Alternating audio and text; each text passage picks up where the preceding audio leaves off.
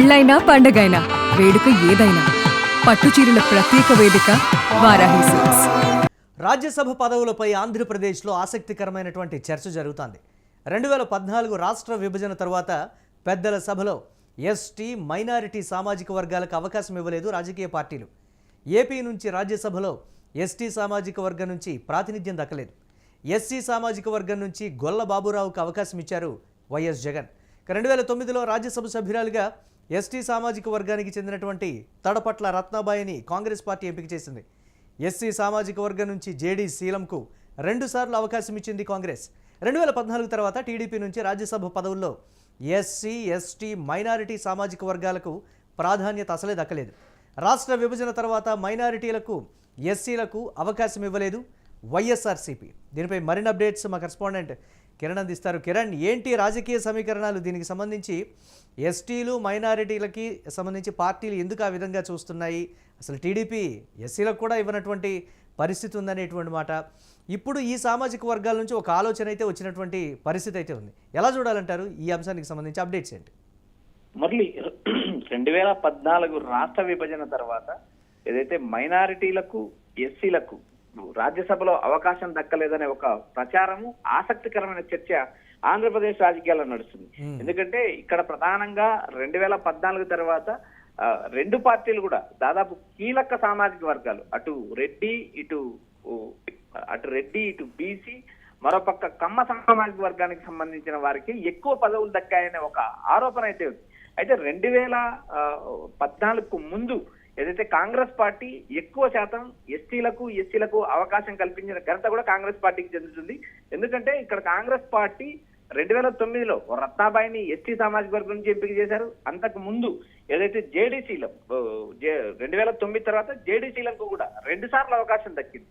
రాజ్యసభ సభ్యుడిగా ఎస్సీ సామాజిక వర్గానికి సంబంధించిన జేడీసీలం 2 సార్లు ఎంపికయ్యారు.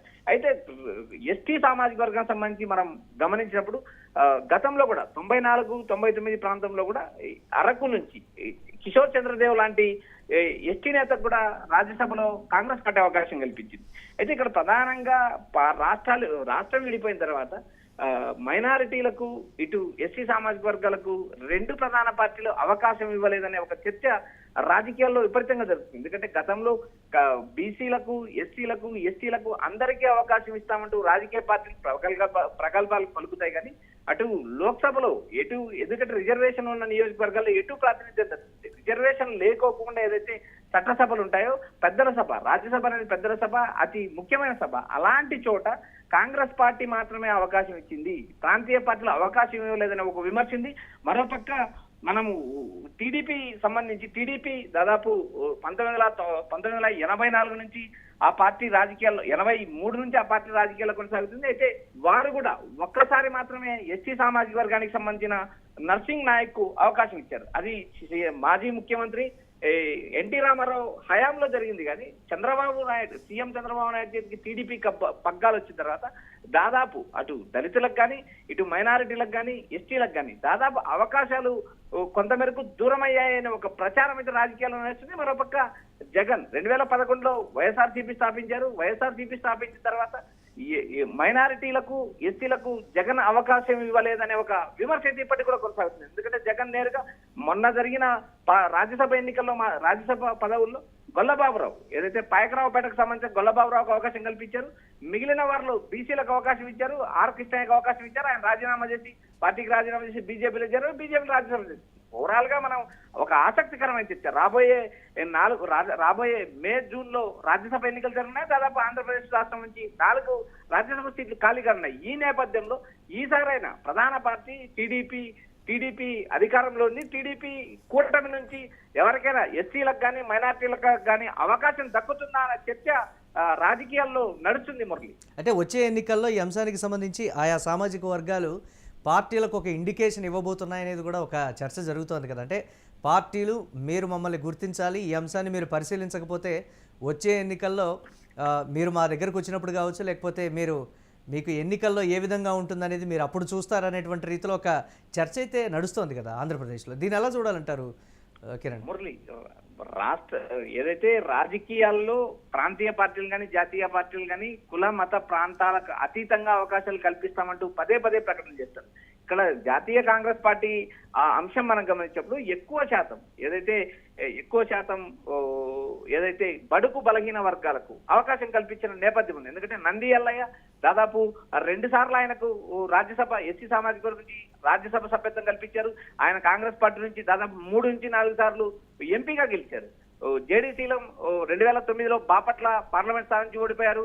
ఆయనకు కూడా కాంగ్రెస్ పార్టీ 2 సార్లు రాజ్యసభ సభ్యత్వం కల్పించింది. సుదీర్ఘంగా రాజకీయాలు చేసిన రత్నాబాయి, దాదాపు గిరిజన నేతల్లో సుదీర్ఘంగా రాజకీయాలు చేసిన రత్నాబాయికి రాజ్యసభ అవకాశం కల్పించారు. తర్వాత శాసన మండలికి అవకాశం కల్పించారు. సుదీర్ఘ రాజకీయాలు దాదాపు ఎక్కువ కాలం ఏదైతే గిరిజన ప్రాంతాల్లో అభివృద్ధి కృషి చేశారు రత్నాబాయి గారు. మరోపక్క కాంగ్రెస్ పార్టీ బడుగు బలహీన వర్గాల పార్టీ అని చెప్పడానికి కూడా ఒక నిదర్శనం అని చెప్పొచ్చు. మరోపక్క 2011లో వచ్చిన వైఎస్ఆర్సీపీ కొంతవరకు బీసీలకు అంటే ఒక చర్చ అయితే జరుగుతోంది కిరణ్. ఈ సామాజిక వర్గాల నుంచి డిమాండ్స్ లేవా, లేకపోతే వారు అడగట్లేదా, లేకపోతే పార్టీలు గుర్తించట్లేదా అనేటువంటి ఒక చర్చ కూడా ఉంది. ఈ స్థాయిలో సుదీర్ఘమైనటువంటి పరిస్థితుల్లో కూడా ఎక్కడ వారిని గుర్తించినటువంటి పరిస్థితి, పదవులు ఇచ్చినటువంటి పరిస్థితి, రాజ్యసభకు పంపించాడు, పెద్దల సభకి పంపించాలంటే వారి విషయాలు అంత ఆలోచించాలా, లేకపోతే ఆ స్థాయి నాయకులు ఆయా పార్టీల్లో లేరా అనేటువంటి ఒక చర్చ కూడా ఉంది కదా కిరణ్. దీన్ని ఎలా చూడాలంటారు మనం? మురళి, నాయకత్వం ఎక్కడ కూడా లేకుండా పోలేదు. ఎందుకంటే ఆయా పార్టీల్లో నాయకత్వానికి పదవి లేదు. ఆ సామాజిక వర్గాలకు సంబంధించిన నేతలు కీలక పాత్ర పోషించే పరిస్థితి. ఫర్ ఎగ్జాంపుల్ టీడీపీ వర్లరామయ్య పేరు ప్రతిసారి రాజ్యసభకు రేస్ లో వస్తుంది, కానీ ఆయనకు దక్కిన పరిస్థితి లేదు. ఈసారి కూడా దాదాపు ఆయనకు దక్కే అవకాశాలు లభించే అవకాశం తక్కువ ఉంటుంది. ఎందుకంటే ఆయన కుమారుడు ఇప్పటికే కుమార వర్లరాజా ఎమ్మెల్యేగా ఉన్నారు. ఆయన తన కుటుంబం నుంచి ఒకరు ఎమ్మెల్యేగా ప్రాతినిధ్యం లభించిన తర్వాత రాజ్యసభ అవకాశం ఇస్తారా లేదన్నది ఒక పెద్ద ప్రశ్నగా ఉంటుంది. అయితే ఇక్కడ ప్రధానంగా వైఎస్ఆర్సీపీకి ఈసారి రాజ్యసభ స్థానాలు దాదాపు రావు. ఎందుకంటే వారికి కేవలం 11 సీట్లు ఉండడంతో వారికి రాజ్యసభలో ప్రాధాన్యత కూడా దక్కే అవకాశం లేవు. ఉన్న స్థానాలు ఖాళీ అయిన పరిస్థితుల్లో వచ్చే స్థానాలన్నీ కూడా టీడీపీ కూటమికి వస్తాయి. ఎందుకంటే ఇప్పటికే దాదాపు 2014 నుంచి 10 సంవత్సరాల కాలం ముగిసిన, దాదాపు రాష్ట్రం ఏర్పడి దాదాపు 12 సంవత్సరాలకు వస్తుంది. 2026 సంవత్సరం వచ్చింది. ఇలాంటి పరిస్థితుల్లో కూడా మైనారిటీలకు కానీ ఎస్సీలకు కానీ ఎందుకు అవకాశం ఇవ్వరు? ఇటు టీడీపీ పరిస్థితి వచ్చినప్పుడు ఎస్టీలకు మైనారిటీలకు 3 సామాజిక వర్గాలకు దూరంగానే ఉంచారనే ఒక అపవాదం అయితే గత ఎన్నికల్లో 2024 అసెంబ్లీ ఎన్నికల్లో టీడీపీ కూటమి విజయం సాధించడానికి ఈ సామాజిక వర్గాలు కూడా ప్రధాన కారణం. అయితే రాబోయే రోజుల్లో టీడీపీ అవకాశం ఇస్తుందా లేదా అనేది ఒక ప్రశ్నగా ఉంది. అయితే ఇప్పటికీ ఈ సామాజిక పరంగా కానీ రాష్ట్రం విభజనకు ముందు కానీ విభజన తర్వాత కానీ ఏదైనా ఎస్సీలకు ఎస్టీలకు మైనారిటీలకు బీసీలకు ప్రాధాన్యత ఇచ్చిన పార్టీ ఏదైనా ఉందంటే కాంగ్రెస్ పార్టీ అని స్పష్టంగా చెప్పొచ్చు. ఎందుకంటే మనకు ఆ లిస్ట్ కూడా మనం ఒకసారి రాజ్యసభకు ఎంపికైన అభ్యర్థుల జాబితాను గమనించినప్పుడు ఆయా సామాజిక వర్గాలకు అటు టీడీపీ ఇటు వైసీపీతో పోల్చుకున్నప్పుడు కాంగ్రెస్ పార్టీ ఎక్కువ ప్రాధాన్యత ఇచ్చింది. మైనార్టీలకు కూడా చాలా ప్రాధాన్యత ఇచ్చింది. వేరు రాష్ట్రాల నుంచి కూడా ఆంధ్రప్రదేశ్ నుంచి రాజ్యసభకు ఎంపిక చేసిన విధానం కూడా ఉంది. అయితే టీడీపీ కూడా 2002 నుంచి 2008 వరకు లాల్జాన్ బాషా మైనార్టీ సామాజిక వర్గానికి సంబంధించిన లాల్జాన్ బాషాకు అవకాశం ఇచ్చారు. గతంలో ఎన్టీఆర్ ఉన్నప్పుడుగా నర్సింగ్ నాయక్ అనే ఎస్టీ నేతకు కూడా రాజ్యసభ అవకాశం కల్పించారు. అయితే ఇప్పుడు రాష్ట్ర విభజన తర్వాతనే కొన్ని సామాజిక వర్గాలకు ఉన్నత పదవులు దక్కలేదనే అపవాదం ఉంది. వాటిని రాబోయే రోజుల్లో ఏదైతే రేపు ఖాళీకి అయ్యే 4 రాజ్యసభ స్థానాల్లో ఏదైనా ఆ సామాజిక వర్గాలకు ఏమైనా ప్రాధాన్యత ఇస్తారా అనే ఒక చర్చ, ఆసక్తికరమైన చర్చ ఆంధ్రప్రదేశ్ రాజకీయాల్లో నడుస్తుంది. Murali, right, thanks for updates Kiran. ఇక రాజ్యసభ పదవులపై ఆంధ్రప్రదేశ్లో ఆసక్తికరమైనటువంటి చర్చ అయితే జరుగుతోంది. 2014 రాష్ట్ర విభజన తర్వాత పెద్దల సభలో ఎస్టీ మైనారిటీ సామాజిక వర్గాలకు అవకాశం ఇవ్వలేదు ఏ రాజకీయ పార్టీలు. ఏపీ నుంచి రాజ్యసభలో ఎస్టీ సామాజిక వర్గం నుంచి ప్రాతినిధ్యం దక్కలేదు. ఎస్సీ సామాజిక వర్గం నుంచి గొల్లబాబురావుకు మాత్రమే అవకాశం ఇచ్చింది వైఎస్ఆర్సీపీ. ఇక 2009లో రాజ్యసభ సభ్యురాలుగా ఎస్టీ సామాజిక వర్గానికి చెందినటువంటి తడపట్ల రత్నబాయిని కాంగ్రెస్ పార్టీ ఎంపిక చేసింది. ఎస్సీ సామాజిక వర్గం నుంచి జేడీ శీలంకు 2 సార్లు అవకాశం ఇచ్చింది కాంగ్రెస్. 2014 తర్వాత టీడీపీ నుంచి రాజ్యసభ పదవుల్లో ఎస్సీ ఎస్టీ మైనారిటీ సామాజిక వర్గాలకు ప్రాధాన్యత అసలే దక్కలేదు. రాష్ట్ర విభజన తర్వాత మైనారిటీలకు ఎస్సీలకు అవకాశం ఇవ్వలేదు వైఎస్ఆర్సీపీ.